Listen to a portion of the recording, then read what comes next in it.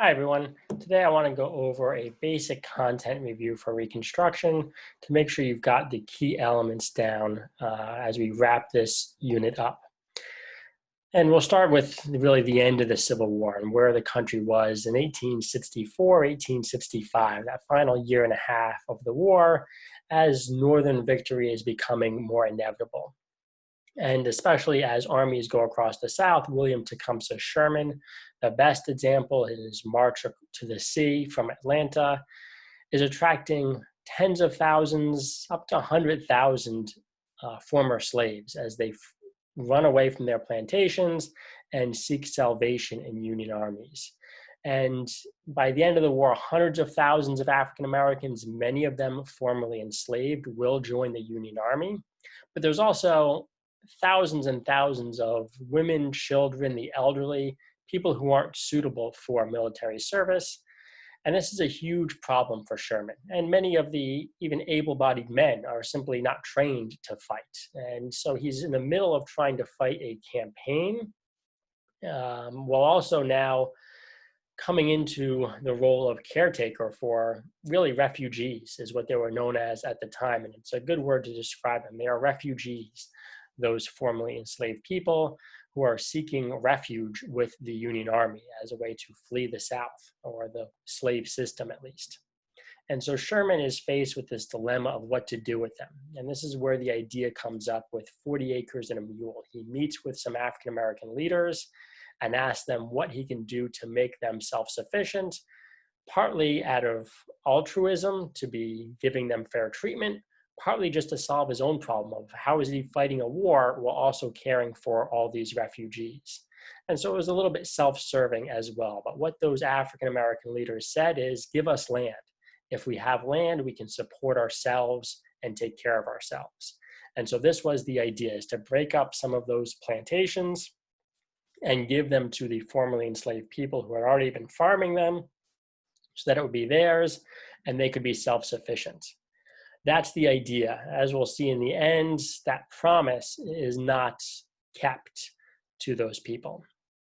But we also have at the same time the 13th Amendment in 1865, ending slavery with an asterisk there, neither slavery nor involuntary servitude, except as punishment for a crime. And that will come up as well. So we have some promises made here, 40 acres, slavery will not exist within the United States, but as some foreshadowing, these are promises not entirely kept because of some exceptions there. Lincoln, as a reminder from last year, his view from his second inaugural address in 1865 as he starts his second term in office, with malice towards none and charity for all, is to quickly bring these southern states back into the Union once the war is over, and very lenient peace terms. Only 10% of voters would have to come back. But there is some big things, the creation of the Freedmen's Bureau, realizing that there's going to be this great need for immediate care. Again, think of these people as refugees at the time, and also some of these longer term things like education. But I think there was a general feeling of, it was a bit naive, I think, of a lot of Northern leaders about what's going to happen next. And I think a great example of that is William Lloyd Garrison, the great abolitionist, shutting down the Liberator, his newspaper. He felt like this was a mission accomplished, slavery is ended, we're done. And I think that's maybe even Lincoln fell into that trap as well, of not realizing how difficult real lasting change is going to be, and that this fight for equality is just getting started. And it's going to face some real enemies. Enemy number one might be President Andrew Johnson, who takes over after Lincoln's assassination, who was against slavery, but also deeply racist. And those two were not mutually exclusive at the time. You could dislike slavery and also be very racist. And that was Andrew Johnson. He didn't like slavery because he thought it was unfair to whites. He felt like white farmers wouldn't stand a chance against a slave plantation. And that was the problem with slavery. And he's unfortunately the person in control at this time. During presidential Reconstruction, Congress is adjourned. The president can call Congress back into session. He chooses not to. Instead, he has complete control and decides to just bring back those southern states, including all those southern leaders, back into positions of power and trying to restore the country as quickly as possible. They will have to ratify the 13th Amendment. And so Andrew Johnson says slavery is done. That's decided now with the passage of the 13th Amendment. But just because slavery is done, does that mean we're moving towards equality? By this point, you know the answer is no. We're going to move away from slavery, but Andrew Johnson doesn't want us going anywhere near equality, and will try and prevent that from happening. He pardons all of those Confederate leaders, and that's one thing for reconciliation, but allowing them back into power is certainly a pretty questionable act. The South will immediately start to rebuild something like the slave society they had before the Civil War, enacting things like black codes to restrict the freedom of those newly freed people, using violence. One out of hundreds of examples would be the Memphis Massacre, where 46 blacks were killed, churches and schools were burned. Andrew Johnson is going to allow this to happen. And it would have been difficult to stop. It would take really federal troops to stop this violence from happening. Of course, he has a federal army at his disposal. He chooses not to use it. He allows this to happen. He's not entirely unhappy that this is happening. His view is best summed up in the phrase, his own phrase, the Constitution as it is, the country as it was. And the Constitution as it is includes the 13th Amendment, but the country as it was, let's have something pretty similar to what we had in 1860 before the war. A lot of Northern Republicans will turn against this, though. Their feeling increasingly was hundreds of thousands have died in this battle, and let's make it worth something. And let's try and move a little bit more towards that idea of equality, and they will eventually take over. And that was the era of congressional Reconstruction then.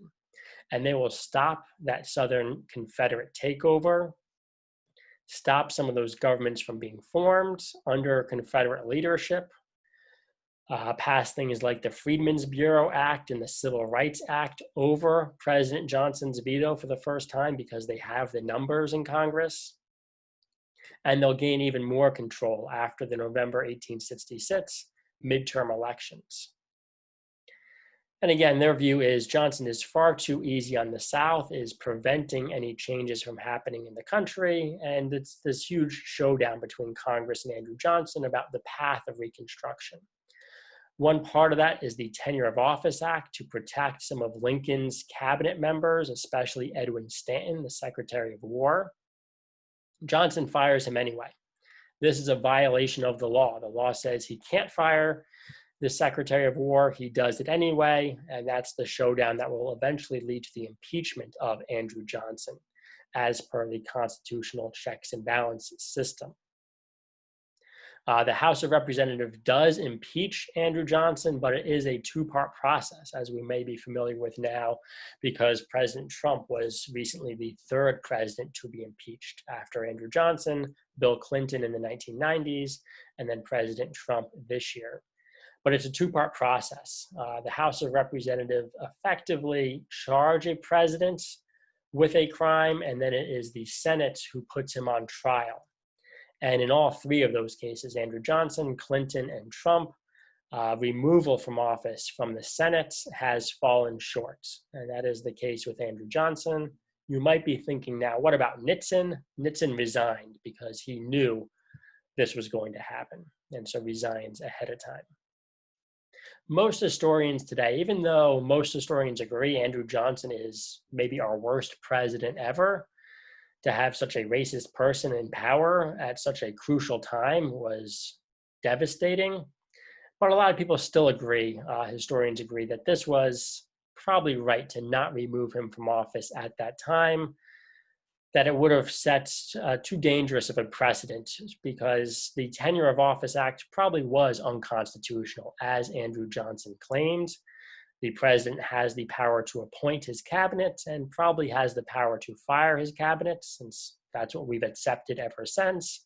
and that this was not really about the Tenure of Office Act. This was about political divisions between Congress and Andrew Johnson, and there's a different way to solve those disputes, and that is the election system. And Andrew Johnson will not even run for re-election in 1866.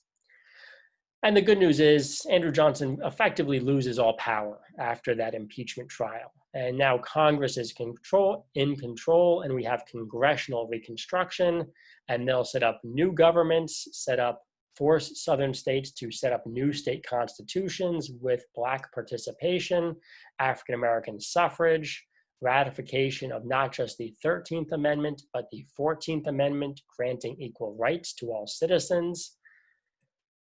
And they're going to enforce this, which is the huge thing. We've seen so quickly after the Civil War how the South is not going to willingly follow some of these laws that force equality or something anywhere close to equality. And so military supervision is a huge part of this, especially during the Grant administration, that we are going to use the Northern Army, which is now the National Army, to make sure these amendments and laws are being upheld as much as possible. And so this is the military occupation of the South that is so hated among Southerners, partly still to this day, to try to force those changes to actually happen on the ground in reality, not just on paper, but in reality. And we see some of the effects here. We see African Americans having the right to vote, actually exercising that right to vote, electing African Americans to state legislatures, to Congress, to the Senate. And we see dozens being elected to the House of Representatives. Not equal representation yet, but a huge step forward. We have African American senators. We have a Black governor in, I believe it was Louisiana. But let's also notice, again, that foreshadowing of seeing Reconstruction ending and Black participation in the political process being stopped after the 1870s into the early 1900s. And if we're looking at Black governors, first one is in 1872. It will not happen again until 1990 as we enter that Jim Crow era. But there is the 14th Amendment, protecting equal rights.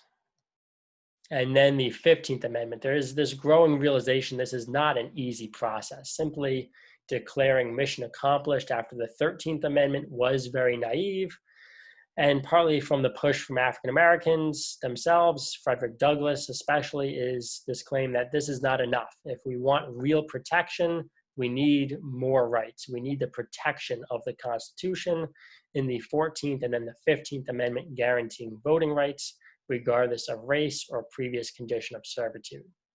As you already know a little bit, though, the South will find all sorts of ways to get around those amendments.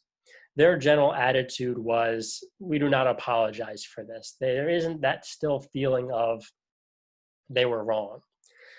The South lost so much in the Civil War. They were devastated economically. The loss of life as a percentage was tremendous. They lost almost everything in the Civil War. The one thing they will cling to, though, is white supremacy. They will not lose that at the end of the Civil War, no matter how many were killed in the Civil War. And so they will cling to that and try and maintain something close to it as hard as they can through things like black codes and then later Jim Crow laws to preserve something close to slavery.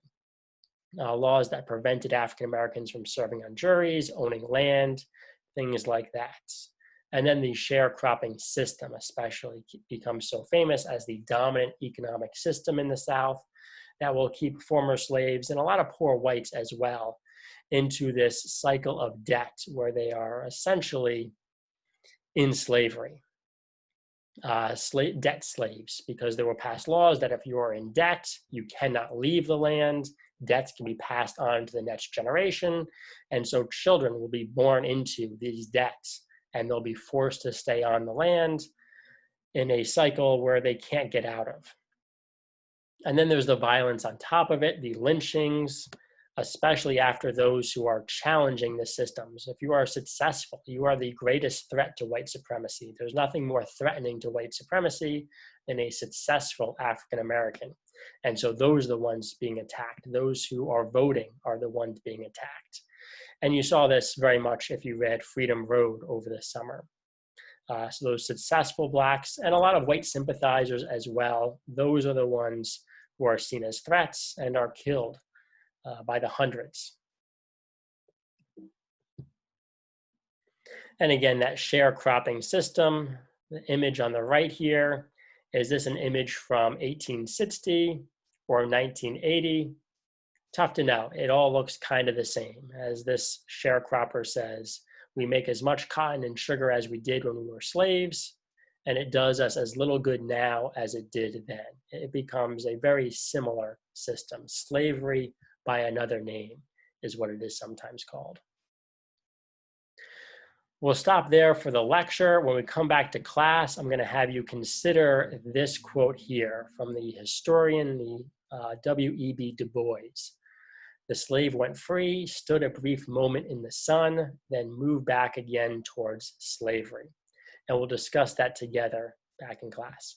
Thanks for listening.